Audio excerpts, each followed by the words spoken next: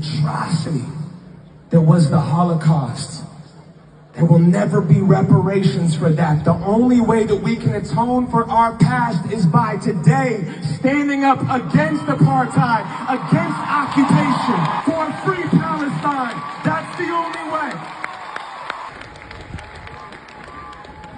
And I know, because I want the same thing for everybody. I want everyone to feel safe. I want everyone to feel loved. I want everyone to feel like they can wake up and have a shot at the day, to have breath in their lungs and to not be scared.